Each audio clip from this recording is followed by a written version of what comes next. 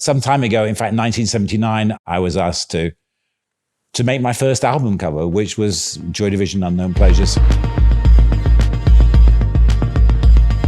It's become quite a famous cult image, almost kind of totemic of the Joy Division story.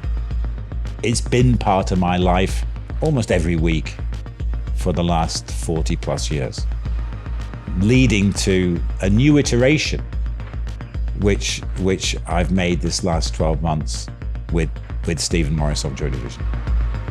An audio-visual composition. My name is Peter Saville. Once I'd seen it, it had to be shown. I'm Stephen Morris. Suddenly you played it back and it sounds like a string section. I'm Brian Cox. You're listening to something that's more massive than our sun. Peter, how did the CP1919 project come about?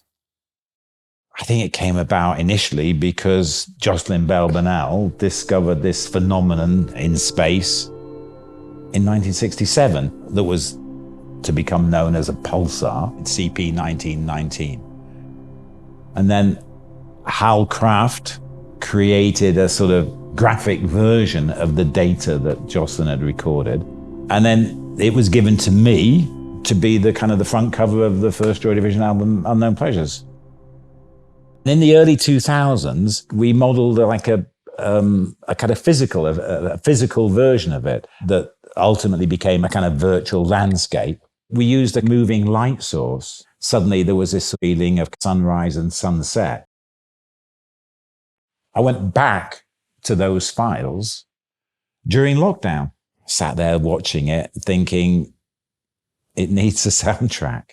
So I found Stephen. What was the initial sort of inspiration for the soundtrack? I mean, obviously the visuals. The weirdest thing about it was putting Ian on it, which felt very, very strange. I found these two little phrases from the live version of the Atrocity exhibition. So you thought it's a Joy Division album cover. It would be nice to get some Joy Division sounds on it. Yeah, I'll put some Ian on it. I mean, I just looked out.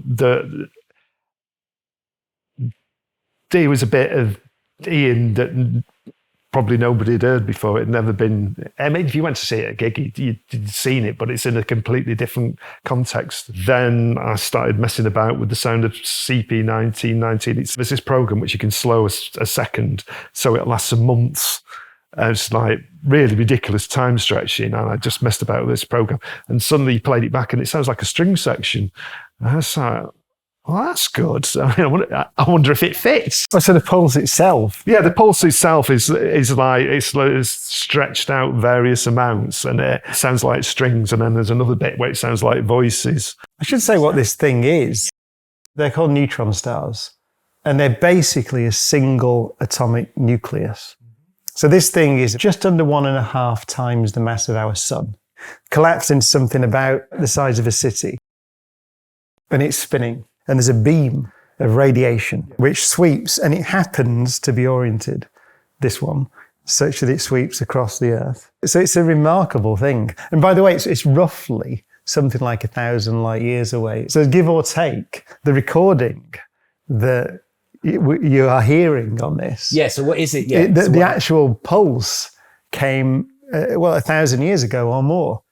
I like the idea that the sounds themselves are exactly from a long way in the past. Yeah. I am